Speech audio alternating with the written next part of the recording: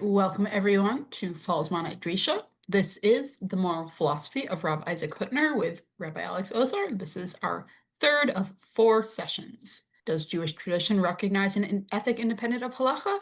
For Rav Isaac Hutner, the question is the poorly formed one. The proper question is not whether, as faithful halakhic Jews, we are bound by moral obligations, and it is not the question of what the relationship between religion and morality is. The real question, rather, is what the relationship should be, how we ought to interweave our moral and religious aspirations, and we'll be looking at Pahad Yitzhak. Sources for today's class were sent out by email earlier, but I'm also going to post them in chat as Rabbi Ozar is teaching. With that, I'd like to hand off the mic. Thank you so much, Kayla, and thank you so much, as always, to the Drisha Institute for hosting these wonderful sessions. It's great to see you all. This kind of learning can be highly abstract and intellectual or spiritual, and that's right, and that is, for Hutner, fundamental to the kinds of beings we are. As human beings, we have the capacity of the intellect, and that's definitional for who we are and who we ought to be, what our aspirations are. We ought to be intellectually achieving beings, and part of our goal, our moral goal and our spiritual and religious goal, is for us to be realized to the greatest extent possible as beings whose intellect is in control over their lives and modes of being. And yet it is the case, and we'll see today with Hutner, it's vital to remember that we are also material beings. We're beings with bodies who both require care and are called upon to provide care. Historically, many men got out of a lot of this a lot of the time. I actually think it's wonderful that my teaching is being bound and shaped and constrained in certain ways by the material care I have to provide for my material offspring. Anyway, I want to try to get us trying to we have some people who missed last week, and anyway, we only do this once a week and try to get us back all up to speed and caught up from last time. We started the first week, among other things, tried to just make the case and put on the table Hutner's, I see it, consistent emphasis or consistent focus on expanding our palette of normativity, or normative palette. Not just, as I'm trying to put it, I'm trying to articulate things here on the edge of my own comprehension, but not just adding to our list of oughts, as if like, we have a, let's say, Torah and halakha and just the basic moral norms we understand, and then you could take all of those and write them all on a list, and then say that part of our moral aspiration would be to add more things we might not have realized we were called to do, and we would add more things to the list. And Hutner is doing something different. Maybe he does that also. Hutner is wanting to explore not just more of the same, more rules, more oughts, but more kinds of ought, more forms of moral imperative or moral charge. So we've gone through a few examples. I'll add a couple today. He says that in addition to the laws that we have in the books, the mitzvot and the halakha, he says there are various sites within the halakha, and they do show up in halakhic contexts, that are prior, kadum, to the law, and which exists. Sometimes they temporally precede the law and operate on a more basic level than the law. So there's mitzvot bein ha-mitzvot, or chiyuvim bein ha-mitzvot, as he says. There are laws among all the other laws, and then there are kind of like primordial or ur laws. So one example he gave was the prohibition on writing down the oral law, which he reads as connected to or flowing from a function of the covenant that we have with God. Is what the Talmud says. It's because we have the distinctive covenant with God around the site of the oral law, that our commitment to the oral law specifically is the site of our covenant with God. It's because of that we have, as a function of that, we have this prohibition on writing it down, because we have to maintain its covenantal character as oral and relational. And he says this law is not one of the laws among all the other laws, hello Sarah, but reflects something more basic, more primordial. And because of that, it is both, there's latitude, we can sometimes forgive if it can't be fully fulfilled, And sometimes, and precisely the other side of that coin is that there's more latitude in how it is fulfilled, which means that even when you can't do it, fulfill it in its entirety, you'll still have a responsibility to make good on it as much as you can. Um, so, there are many responsibilities that we have towards other people. It's certainly the important people in our lives, people we love and care about and are obligated to care for, responsible for. And there can be discrete, specific obligations that you could write down on a list of the things you have to do for them. You could, in theory, write a list of the things I need to do for my children. I need to make sure that they're properly clothed and they're properly fed and they have access to education. You could make a list. Housing, shelter, a minimal amount of love and affection.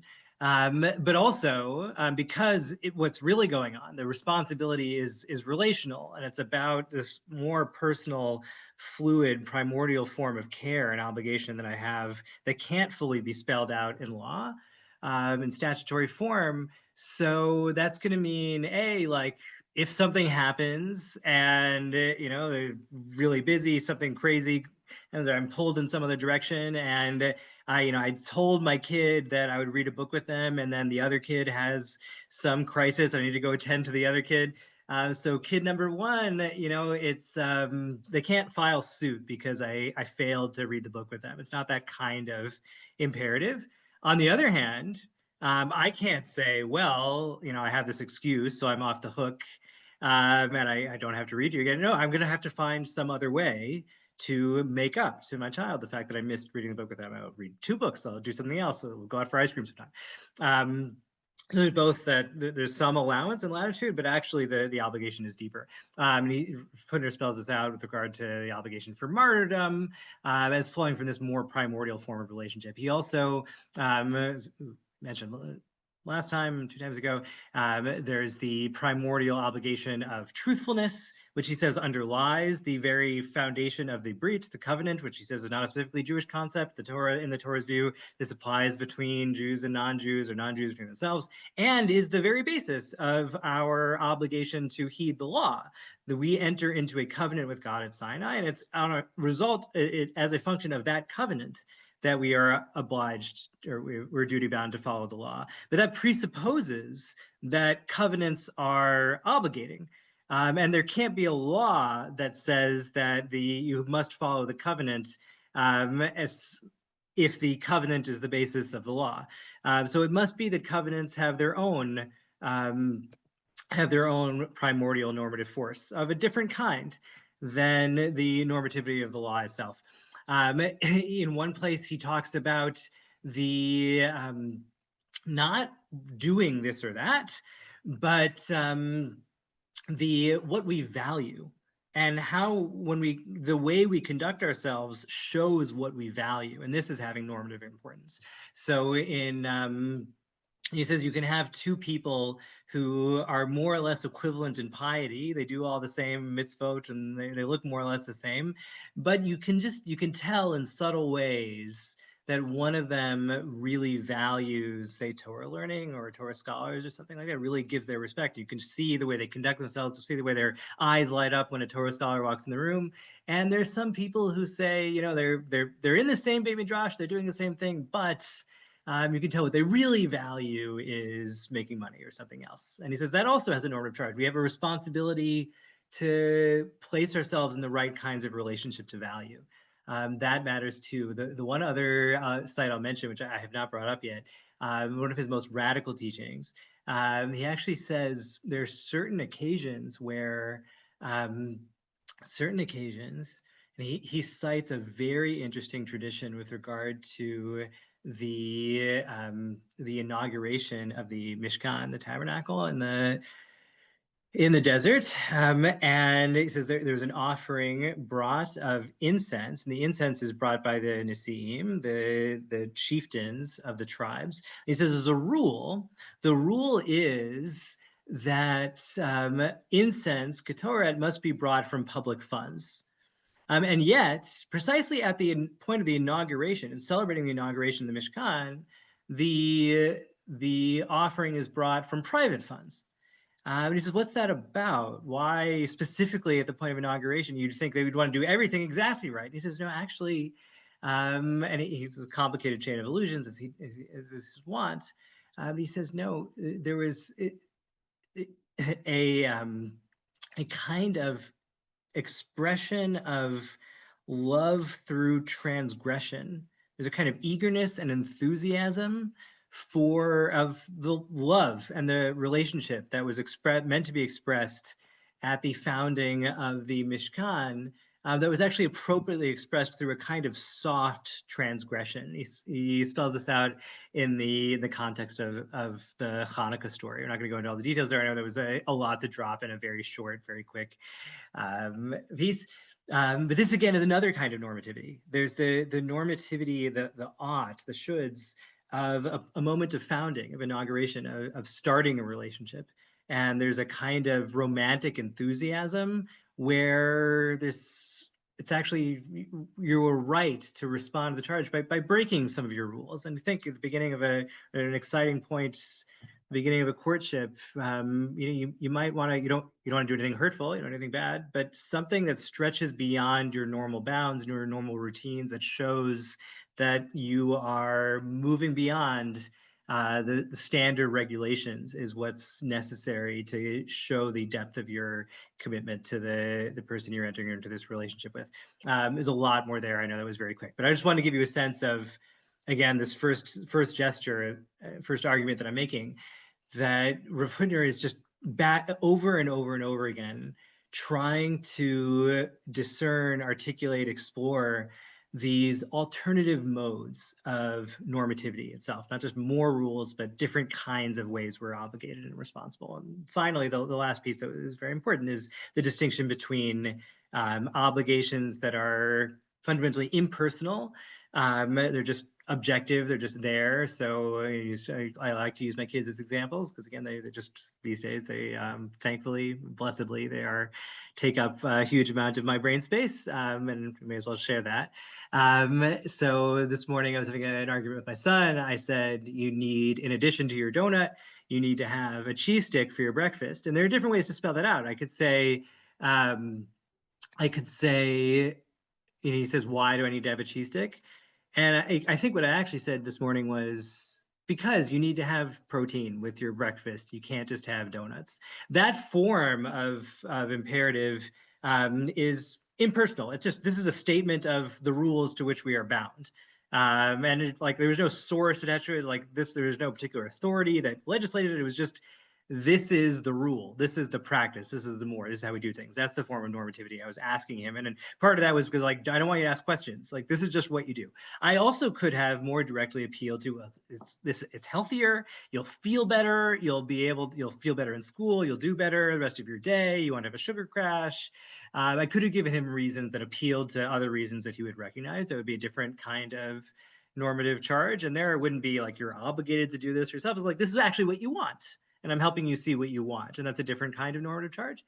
This is like the way athletes often, like, why should I train today? I should train because I identify with the goal of wanting to be a great athlete. And therefore it's not like no one's making me do it. I don't have to do it. There's no law that says I have to do it. This is what I want to do. And then I remind myself that that's part of what I want to do. I also, and I may have said this too, I also could say, buddy, I need you to eat the cheese stick.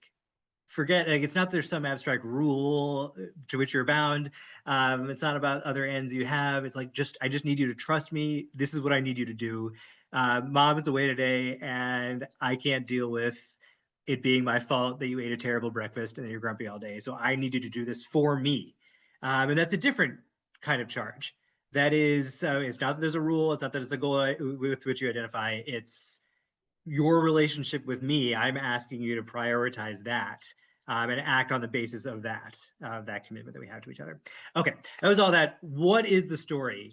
Is the basic question I'm asking. What is the story with, and Rav Hutner embraces this kind of normativity where he says there's the distinction between respecting a Torah scholar because they're a great scholar and they just have these abstract qualities that are incidentally exemplified in this person, or they are, it is because I have a relationship with this individual and I would be wronging them if I failed to honor them, and I'm doing right by them if relationally, if I show them honor. So what is all this about for Hutner that he's like exploring continuously these different forms of normativity?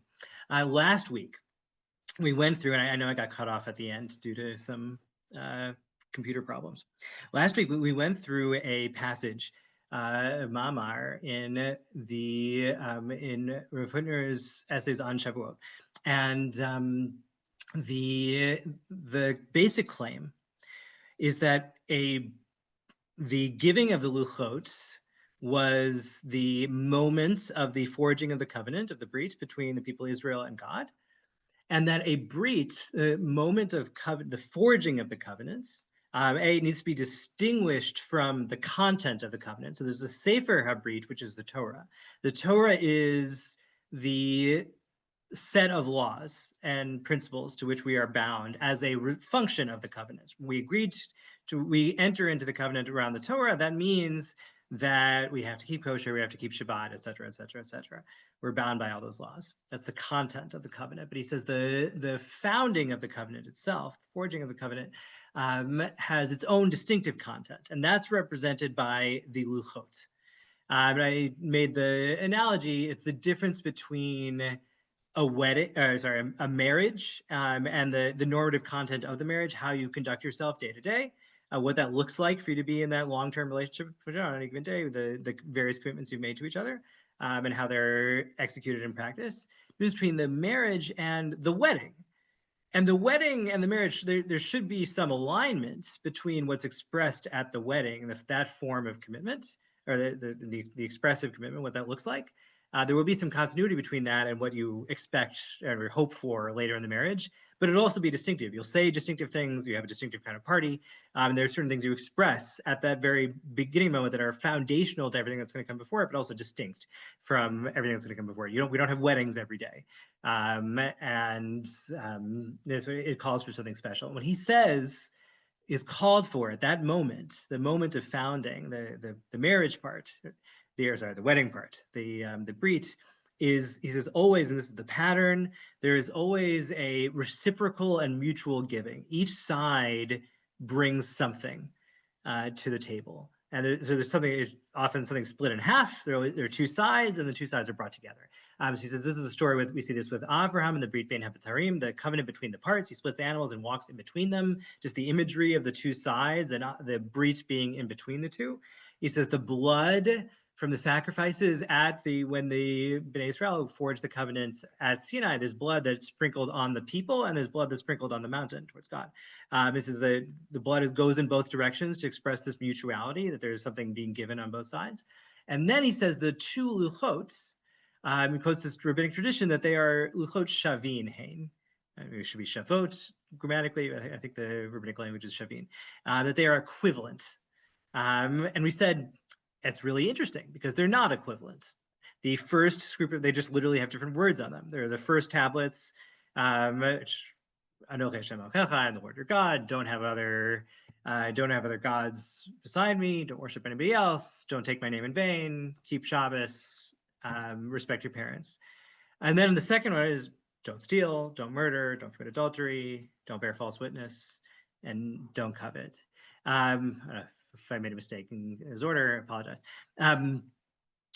They're just literally different, and they're thematically different. So I think Sarah pointed out last week, there's this famous exception that in the first, even though they all seem to be Bein Adam L'Makom, involving our relationship between ourselves and God, the vertical relationship of normativity, there is the respect your parents, which seems to be an outlier because your parents seem to be other people, yet it's on the between ourselves and God. And we put a pin in that. It does seem to indicate something about the meaning of the imperative to show respect and care for our parents seems to be something we owe more directly to God and more about our relationship with God than not stealing is about our relationship with God, something more direct and divine about that, divine focused.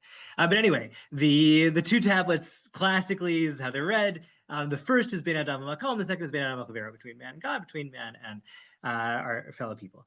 And so they're literally different, and yet the tradition is they're the same. So what does it mean that they are the same, even though they're different. And Hutner is saying, look, there are these are the two sides of the covenant. That's what's being represented here. There's the human side that's represented by these interpersonal obligations that we have, the forms of care we owe to each other. That's the human side. And then there's the divine side, and that's represented by our vertical obligations to God, the religious things, piety, ritual. And the covenant of the two luchot is when the two are brought together. And it's the progressive bringing of the two together, which is the act of covenant. And he says, this is what was done in that first moment at Sinai. When again, not the law itself, but what founds the commitment to the law is this interweaving, this bringing together of the human and divine, the Ben Adam Makom, Ben Adam Chaviro. And then he says that's something that can and has to be renewed regularly over time, even as we hopefully have a stable relationship with the law. This is not always the case in Jewish history. It's not the case right now. Even when the Jewish people have a stable relationship with the law, it's still important once in a while that they revisit that moment of founding, that moment of the fundamental primordial commitment. And what that is the bringing together of the human and divine aspects of our moral lives. And so as it said, this was the great revolution of Yisrael Salanter. It wasn't just that he said that people were failing in their interpersonal obligations and they needed to do better. It was something deeper. It was that they had failed to see or lost sight of the brit itself, and whereas the brit is this bringing together of the human and divine, the interpersonal obligations and the guidance. What Yisrael Salanter was saying is, I need you to not only focus more on the interpersonal, but I need you to see that the interpersonal is the religious and the religious is the interpersonal, and these need to be interwoven. And so it's important for us to see Torah. Torah is multivalent. It means two things in Rav Hutner's thinking. It means the law itself, the body of statutes, and it means this earlier moment, the founding moment that we can and must revisit regularly.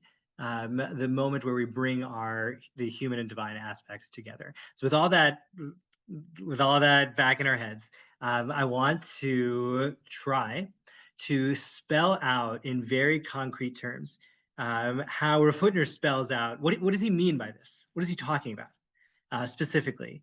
Try to get clear on like where he sees this interweaving of the human and the divine, of the interpersonal obligations and the and our relations and our obligations to God. And by way of doing that, move us toward what will be our final session next week, where we like see fully the significance of that. What does all this mean for our lives as thinking religious individuals, as my Rabbi Shalom Karmi would always tell us. Again, Rav Hutner I think the right frame is, he finds himself bound by halakha and Torah unquestioningly. This is his tradition. It is his universe. He doesn't know any other world, and he loves it. It's his. But he's bound by it. It's a strict obligation. And yet he also knows that there are all these other things that he finds himself bound by. He knows that there are forms of care that he owes to the people around him, to his daughter, to his parents, to his students. There are forms of care that aren't spelled out in the law in any clear way and that seem to move in somewhat different directions, could sometimes feel like they conflict. He also, as a young person going to yeshiva in Slobodka, knows socialism is really interesting. Zionism is really interesting. And they make these really interesting claims on him on this interpersonal human register that and you see Rav Hutner trying to figure out, and it's not just the law, he's also I talked about this a little bit in our first session. He's also, it's not just halakha, he's bound by a very rigorous set of social norms. He has to dress a certain way, he has to talk a certain way, he has to use a certain vocabulary if he wants to be accepted in right-wing yeshivish culture. And if he wants to be a leader in that world, he's got to be very, very careful and censor himself all the time. He has this very expansive mind, but he's bound by this extremely rigorous set of rules. And yet he has this incredibly capacious, open-ended, just dynamic soul. I see him asking these questions as trying to work that out and make sense of it. And where he's going to go, and also just with the general question of what's the relationship between religion and morality, between the divine and human. Again, you can give many of philosophers have spilled a lot of ink trying to work out theories of how these things are related to each other. And Rav Hutner, I think, I hear him as saying, look, we just do inhabit all these worlds. We do find ourselves bound by all these different forms of normative charge. And the question is, what should we do? What should we do now? And the answer is going to be, we're going to find a way to interweave all of these things dynamically, for each one to inform the other, to shape the other, and to create something new, dynamically new, that wasn't there, that wouldn't be there if we just had one or the other. And by way of analogy, if you have an individual just on their own, living life, doing these things on their own, individuals can do a lot, but there's a kind of inertness to what anybody can do on their own. Even the most creative people, if they're not at least imagining an audience, if they're not in actual conversation with other people, there'll be a flatness to their creativity and what they produce, and certainly to anything religiously or morally serious. And the same, take another person, it'll be the same thing, but you put two people in the dialogue, in real conversation, then you can create something new and dynamic and creative. And I think Rav Hutner is going to wind up saying something, to just fully foreshadow, going to wind up saying something like that about morality, and interpersonal morality and religion. Okay, we are going to look at a handful of texts. We're not going to go through the entirety of it. I think what I'm going to do this time is share my screen so that we will all be looking at exactly the same place. Move number one he makes. So first is the general just theme, kind of overture. He makes this all from a one mamar, also in the mamar on Shavuot, and dealing with the theme of just what Torah is. And he says here in number one, I'll move my cursor over it. He says, what is the giving of the Torah like? I'm going to do some free-flowing translation. So he says it's an analogy to a king who had an injunction, that there's an edict that the people from Syria can't go to Rome, and the people from Rome can't go to Syria. And he says, so too it was the case that until the giving of the Torah, no one was ever allowed to ascend to the heavens. And likewise, so no human could go up to heaven, and likewise, God never came down, God's presence never came down from heaven to the earth. But at the point of the giving of the Torah, B'shas Torah, Hashem al Har Sinai, God comes down. This is a transgressive traversal of boundaries. There's supposed to be this edict that God doesn't come down. God does. He breaks that rule. And Moshe al Elohim, and Moshe goes up. He's quoting verses here. So there's a mutual transgression. Remember, I noted earlier that Rav Hutner has this idea that moments of founding involve a kind of moving beyond standard boundaries. He says it's easy to see that this removal of the barriers between the upper and the lower, which is inaugurated at Har Sinai, is a great principle, which shows up in many forms at the giving of the Torah. And he says one of these is hikoach hacharatam. So where do we see this expressed, this mutually transgressive traversal of boundaries? Where do we see that expressed in the actual practice of Torah? He says we have this the Rabbi Chazal have this incredible idea that in certain contexts there's a koach hacharatam shel chachmei Torah b'dinei haTorah v'mitzvatam, that the content of the specification and determination of the law is executed by the scholars of the Torah and not by God himself. But God, like in certain cases, provides a certain frame for the law, like outline. And he quotes the Ramban here as the source for this. The most famous example, I think, probably is the laws of Chol HaMoed and the interpretation that it's d'oraita, it's a Torah obligation. It's sort of unclear. There are clear obligations, rules for how we're supposed to keep Shabbat and Yom Tov. It's a little fuzzier how we're supposed to observe the intervening days on Pesach and Sukkot.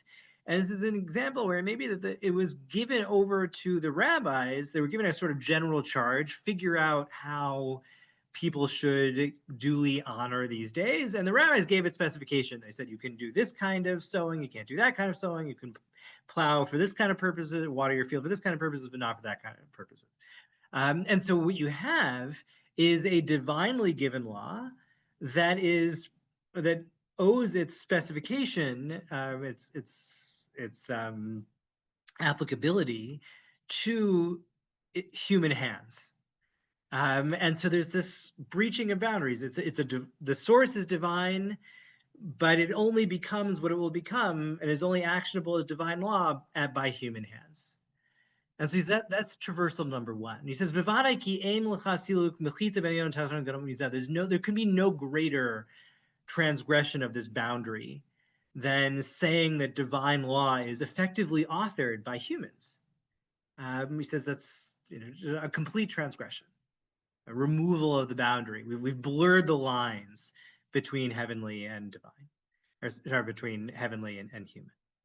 And he says there is a okay, let's actually we'll pause there. That is one of his major gambits, and I think really fundamental for him. That we human beings have a mandate and therefore a responsibility to translate the divine law into clear categories that are applicable in actual human life, and that provide real guidance. And so again, he's taking the data of I am bound by a divine law, and grounded in highly traditional sources. He's quoting the Ramban. He is making the argument that what is involved in adhering to the law authentically, I'll come back to that term, I hope, what is involved in adhering to the law authentically as a faithful religious Jew is taking responsibility for how the law is executed in practice in the real world. That's something that is at least in part up to us. And you can easily imagine a religious personality for whom this is anathema, an idea that we human beings would have any agency in what the law looks like. And we would revel in the idea of a pure heteronomy where the law just comes down from the mountain and we are bound by it, whether we like it or not, and whether it makes any sense or not, and whether it works in practice or not. And we say, well, that makes it all the better. There's certain kinds of Christian spirituality that operate like this, and there's certain kinds of Jewish spirituality that operate like this. We would revel in the idea of a law which totally violates our agency. And Hutner is saying, no. The law at its best, at its most authentic, is law which we are fully taking responsibility for the execution of. Okay, he has this really interesting pair of, he calls them hatzaot, suggestions for his presentations, for his claim that the two luchot, ben adam lakom, ben adam chavero, are meant to be interwoven, interpenetrating the human and divine aspects of the covenant. He says, "Hata rishona huvahav l'recha kamocha ze kol haTorah." So he says there's this principle, which we all know, that we are obligated to love our friends, our fellows, as ourselves, and that's the entirety of the Torah. And he says,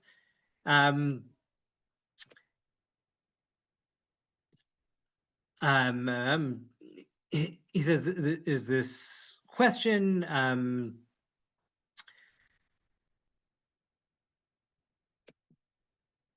Right. Sorry.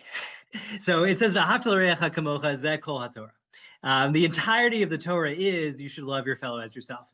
But how can that be? And he says this is a famous question. How can it be that it's the entirety of the Torah? Because loving your friend is only the interpersonal, the ben adam chavero, between human beings and their fellows. So that doesn't include the ritual law, the vertical aspects, the bein adam l'makom, between ourselves and God. So how can it be that v'ahavta l'reach kamocha, you should love your friend like yourself, is the entirety of the Torah, when that doesn't seem to include Shabbat, kashrut, not worshiping idols, things like that? So how can that be? We talked me as though hirgashnu behara nifla. And so he says, from this perplexity, we get this amazing point. He quotes himself from a different passage. Um, and he argues that when we commit a wrong, we harm someone else. So what tshuva requires is not only that we atone between ourselves and God, but we need to make things right. And so, look, if we've stolen from somebody else, so we need to give the money back. If we've if we've caused them emotional pain or we've humiliated them, so then,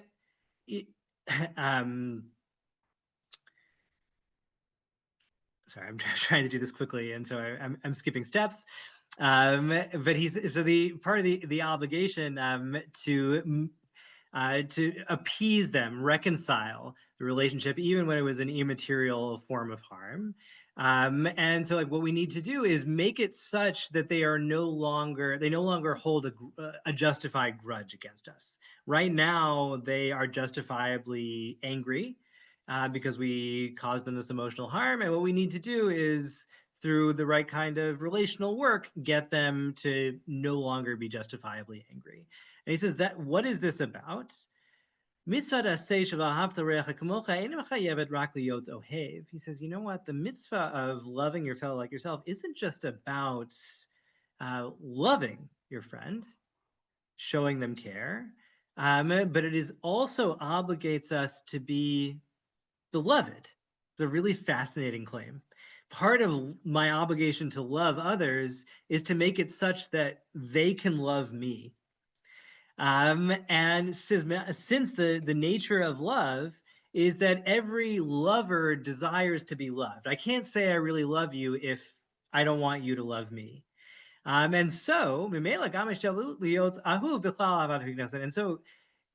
what it means for me to love you and show you love, part of that will include my making myself lovable to you. And so it will turn out that anytime I sin against you, I wrong you as a person, that is a violation in two respects. One is that I caused you the harm. And I can't cause you harm because I have to love you positively. And also, in addition to that, there is a problem that I am making it such that you have a justifiable grudge against me, which means I'm not lovable to you in the right way. And that is also, he says, a violation of the obligation to love you. I have to love you and then provide you positive care, and so not do you harm. But also, if I do cause you harm, that means you can be angry with me, and so you won't be loving me in the right way, and that's also my problem. And then he goes on to argue, and it's all very complicated.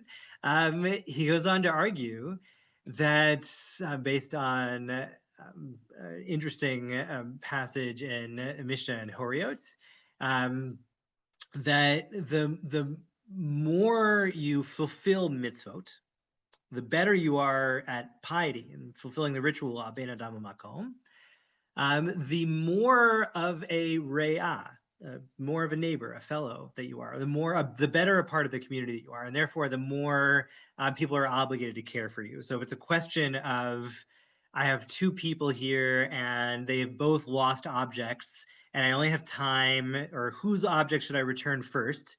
So the Mishnah says you should return the one to the greater Torah scholar, the person who does more mitzvot.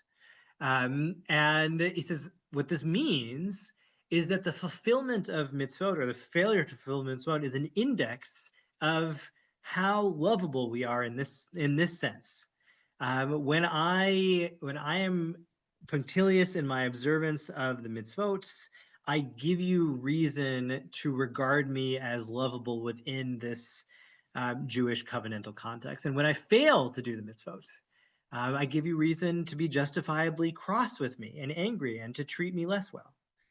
And so it turns out that de facto, my observance or not of the mitzvot ben adam makom, of my obligations to God, have this direct implication for v'ahavta l'reacha kamocha, and my horizontal relationships. Because if I fulfill the mitzvah between myself and God, I make myself lovable to you and fulfill the injunction to love you. And if I fail to do mitzvot properly, then I make myself unlovable to you. I give you reason for justified resentment against me, and therefore I fail in realizing the injunction of loving you properly. I don't find this 100% intuitive on a moral spiritual plane, but I do think I do more or less get it.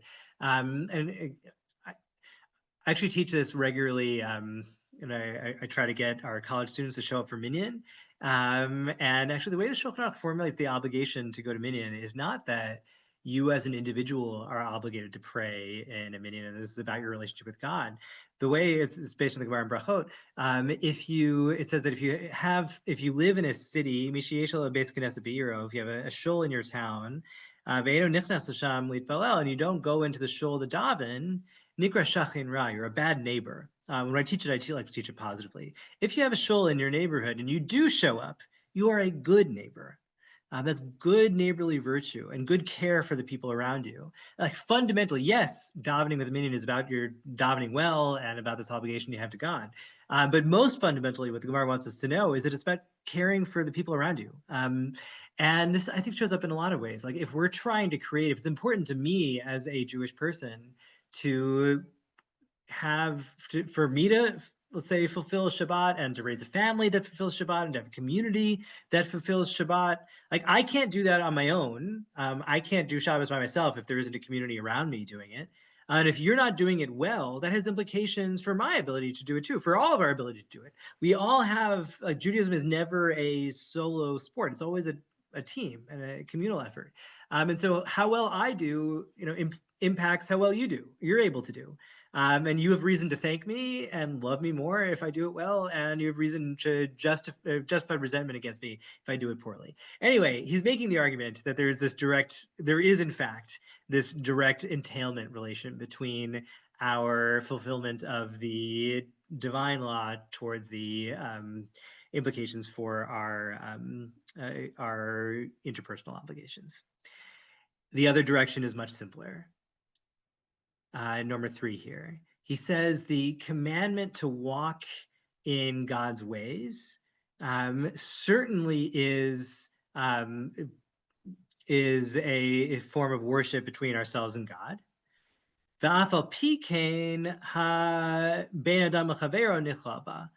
He says obviously, if you say like we have an obligation to emulate God, to walk in God's ways, so obviously, yeah, it's about a relationship with God. That's ben adam makom.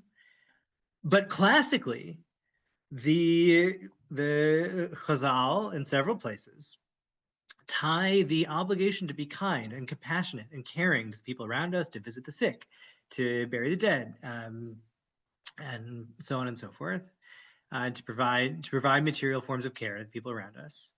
These come from the obligation to emulate God, as in the traditional formulation, af atah rachum af atachanu. So mahu rachum, just as God is compassionate, you must be compassionate. And he says this is very direct.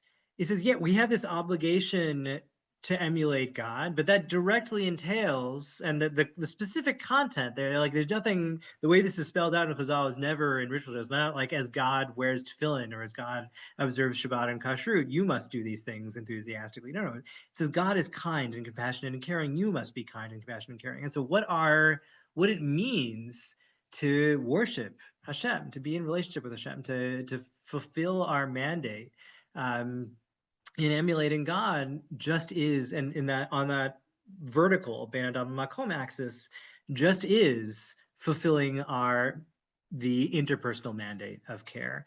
And so in both directions, they're mutually entailing. We worship God well when we treat our fellow human beings well, and we treat our fellow human beings well when we worship God well. And so he says they're mutually entailing. I know I'm moving very quickly. And I want to make sure we get at least just get this material on the table, so we'll have it all set up for next time. He, in number 4 here, this is a really beautiful piece. He says that if you really dig down to the spiritual experience of the movement of the soul of learning Torah, because when you get down there, you see that the barrier again is removed between the realm of ritual worship, avodah, and the realm of interpersonal kindness.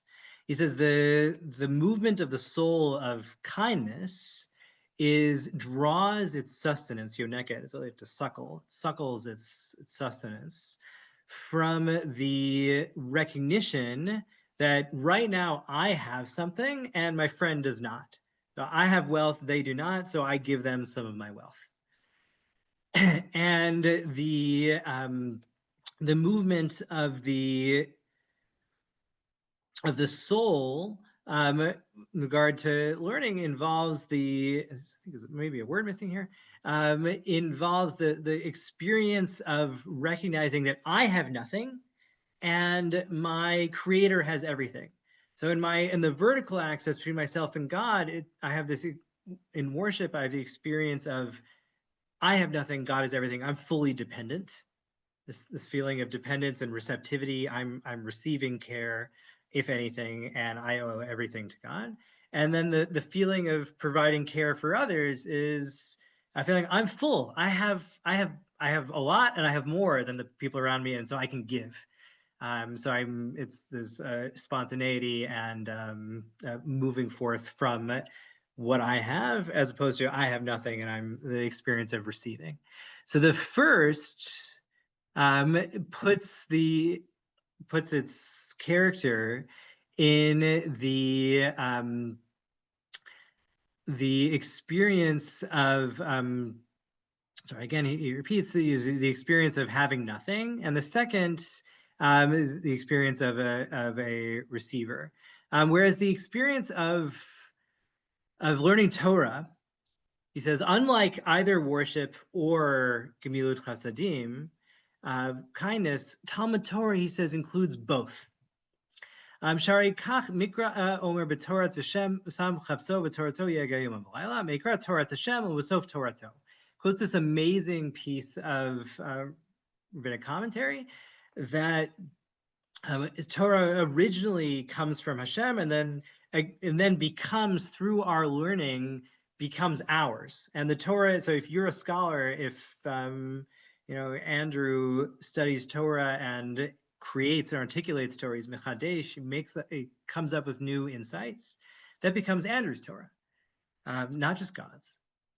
And he says, habitul hagamur, by way of the complete nullification of the self, the full of the natural intellect. Really interesting, I find difficult language, but it's by way of this full receptivity, where I accept what's given to me. I merit the intellect of the Torah becomes my natural intellect. By fully, wholeheartedly receiving it, it becomes a part of my own mind.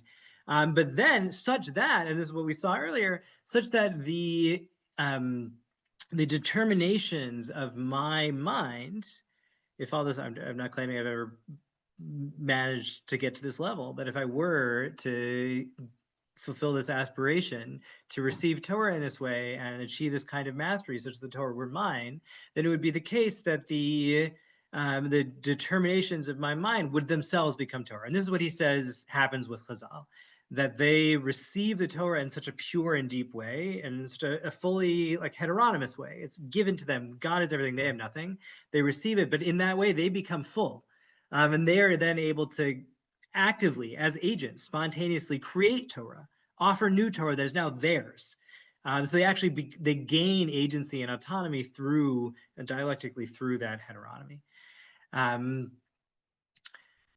Right, and so this is both again the this removal of the barriers in between the upper and the lower, or between the divine and the human, where the divine is made real through human agency, but that's by way of this fully passive heteronomous reception. And then again, just getting this filling out the picture a little bit of what it looks like, what it means for Hutner to have this interpenetration of the human and divine, where it's coming from God, but where we're taking responsibility for what it actually looks like in practice. And then also spiritually, where we have this interwoven emotional, spiritual moments.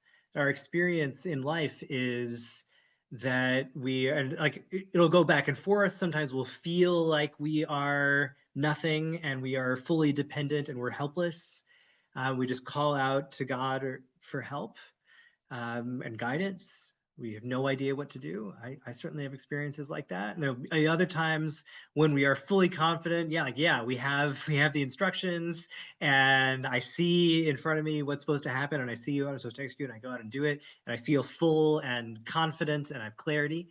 And then the Torah happens, Rav says, when those two moments are interwoven.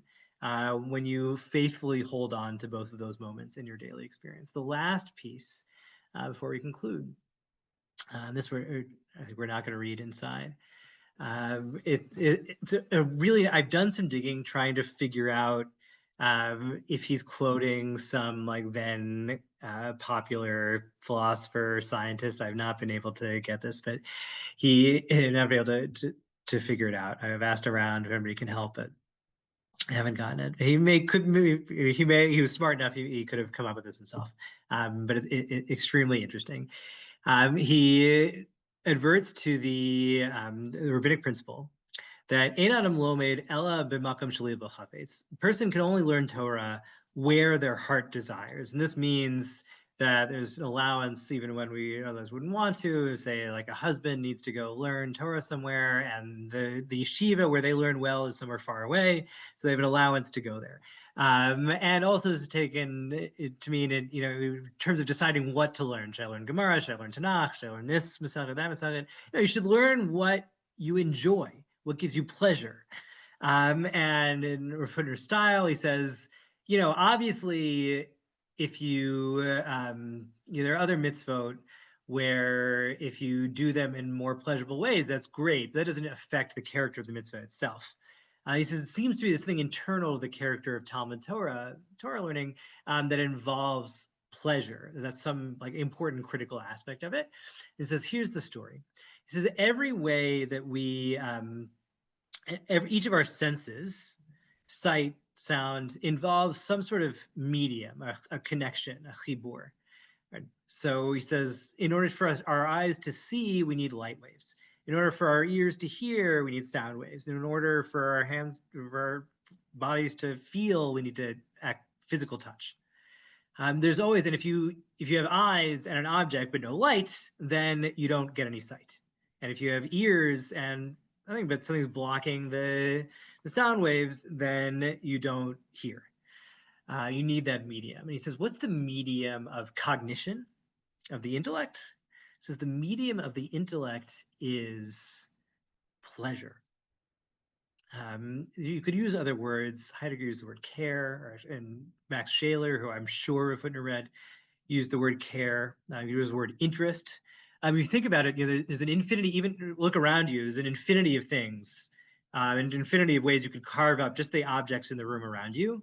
Your brain is processing specifically those things that you have some interest in, and it's processing them, it's carving them up in ways that make sense for your interest. So if you have I have a chair in front of me, I could see that in a lot of different ways. I could see that in like combined, making a composite object with other things. I could see that as like just a jumble of wood bolted together in different ways. I see it as a chair because it has a certain function for me as a human being. If I were a Martian and didn't know what a chair was, I might see it as a different kind of object, and I wouldn't notice things in general. He says we notice things when we care about them.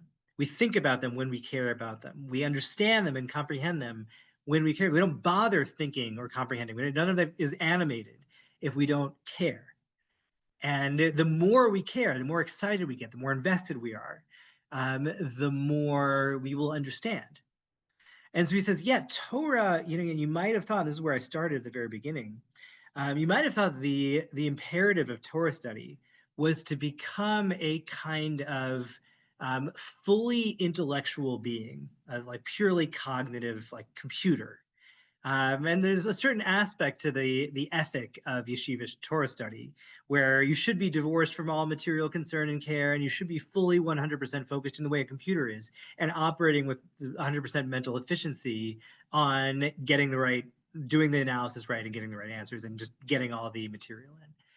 But he says, but if you think about Torah that way, you're missing something fundamental because it will never work. And that's not, you're getting the aspiration wrong. He says also, right, because you could think that the obligation of Torah study and then the mitzvah that flow from Torah study is for us to be in full rational control of what we do and who we are and how we conduct ourselves based on the Torah and mitzvah. But he says there's no such thing as full rational intellectual control of what we do. That is not a humanly achievable thing. We are complicated animal beings with instincts and drives and metabolisms that do all kinds of crazy stuff. And if you approach trying to realize yourself as a spiritual individual, if you think of that as I have an intellect versus my instincts and drives and metabolism, you're going to lose. You'll lose every single time. You might make a little bit of progress here, but it's always going to be one step forward, two steps back. You're always going to fail. And it's just a fundamentally wrong way of thinking about what our aspiration is. No, our aspiration is we are body and soul. We are human beings. We are fundamentally, on a biological level, we are animals. We have all these instincts and drives and our metabolism. And what we are aiming for is a Torah, a connection to Torah and spirituality and the intellect, which flows from our humanity, which is based on a cultivation of our humanity. He says, and therefore, we precisely in our study of Torah, we need to focus on what we enjoy, what interests us as human beings. And he says, in that way, and it's hard to spell out exactly what he means. He says, if you do this right, there's another removal of the barriers between the heavenly and the terrestrial that can happen. He says, if you do this right, you can actually, and you get your metabolic humanity to focus on Torah in the right way while embracing it through the focus on pleasure, you can actually then reciprocally reshape what you find pleasure in if you approach it with that focus. So if it's, I need to learn, but I don't like it, but I force myself to do it anyway, you'll lose. But if I say, how can I make learning pleasurable for myself? How can I identify with it? How can I find ways to enjoy it? That will actually have the effect, he claims, of you reshaping what it is that you enjoy over time. And eventually your joys, your interests, and your material cares will take more spiritual forms. But it will never be complete. It'll be a kind of progress through time. All of that was to put on the table a whole bunch of data that I just did very quickly in a half an hour of Rav Hutner's conception to put some meat on the bones, fits with the last note there, to give us some real texture and content to this claim that our mandate, the mandate of Torah, what we are meant to do, again, as thinking religious individuals who find ourselves bound by natural human morality, obligated to care, responsible for the people around us, and also with these divine obligations, the Torah and halakha. It's unclear how they're supposed to fit together, and his making this claim that they're meant to be fully interwoven, we are meant to make them interpenetrate. And so I hope I've given you at least a sketch of, I think not yet quite what that means, although I think this last piece moves pretty strongly in that direction, but given us a sense of just like what that looks like, what's actually involved, what's he talking about. And then in our last session, we'll try to fill out, again, what that's about, what the implications are for us, and also at the same time to fill out and deepen what I take to be the underlying philosophical structure of these ideas. But thank you all so much. Thank you, Kayla, and thank you to Drisha. And again, would be delighted to entertain questions, comments. Alex.ozar.edu. Thank you all so much. Thank you. I have a question. Yeah, and I'm happy to stick around for a minute too. Rabbi, somewhere in his writings, Rav Hutner brings down Nachmanides' comment on V'ahavta l're'echa kamocha. And Nachmanides says it's a guzma, it's a hyperbole. It's not meant to really be taken literally. And he brings down the fact, this may be Rav Hutner, that the halakha is koveya. If you have a bottle of water and you two people are in a ship on a little boat, you keep the water for yourself and not divide it between the two of you, so that both of you, if you were to divide it, both of you might, God forbid, die. If you keep it for yourself, chayecha kodnim l'chaye chavercha. How do we square that with v'ahavta l'reyecha kamocha? Paul, thank you so much. It was really an extraordinary intervention. I don't know how you pulled it off or how our minds and hearts are in quite the same place, but that is exactly where I plan to pick up next time. I take that move that he's make there, which we'll fill out next time, makes with regard to V'ahavta l'reyecha kamocha. So it's both that, and his claim that there is that genuine, authentic morality involves an aspirational element where we're drawn beyond ourselves to move beyond what we take to be our natural limitations and capacities. So the V'ahavta l'reyecha kamocha involves this imperative to do more than to push ourselves beyond what makes sense for us on a purely rational level. Even though this is an acknowledgement that we can't be fully bound by that, right? You, as a matter of law, you're supposed to put yourself first, and yet also we are meant to treat others. The morality is found in that space of that aspiration for their higher ideal that we're not fully bound by on a legal level. And then there's a parallel, it's full foreshadowing. There's a parallel with regard to the realm of belief, that we're meant to believe that God is truly one, Hashem echad u'shmo echad, and yet halachically, we are not only do we not believe that right now, because we see bad things happening all the time and there's death in the world, and we are not capable of, as the Gemara puts it, we're not capable of saying one bracha, hatov v'hametiv, that God is the one who does good, that God is good and does good. We can't say that one bracha when somebody dies, as we say when something good happens. We have different brachot for when good things happen, when bad things happen. But one day in the future, we'll be able to say one bracha because we'll see it all directly and really feel it all as everything that happens as an expression of the one true God's love. When he writes about that, it's almost like our hargasha trumps over our emunah. We have our emunah, Bayom Hahu Yeh Hashem echad u'shmo echad, but when somebody, God forbid, passes away, there's no way that we could feel that right now. Yeah, exactly. So this is exactly where we're going, and we're going to try to understand what it means to live in that complex liminal tension, where we know the truth, but we can't feel it yet. I'm just also wondering, in his book on Purim, Inyan Yud, the 10th matter, he talks about Bechol derachecha de'ehu, that you should know God in all of your ways. And what he says over there, well, if we fulfill mitzvot, then we're doing something explicitly that God also does. So to speak, he wears tefillin, we wear tefillin. But there's a whole area of behavior that's in the realm of reshut. We have license to do something. And when we do something in the realm of reshut, we only know retrospectively whether it's l'shem shamayim or not. But sometimes it could actually backfire on us and actually be, instead of l'shem shamayim, be a chilul Hashem. I mean, it's an interesting inyan, this 10th inyan in Purim.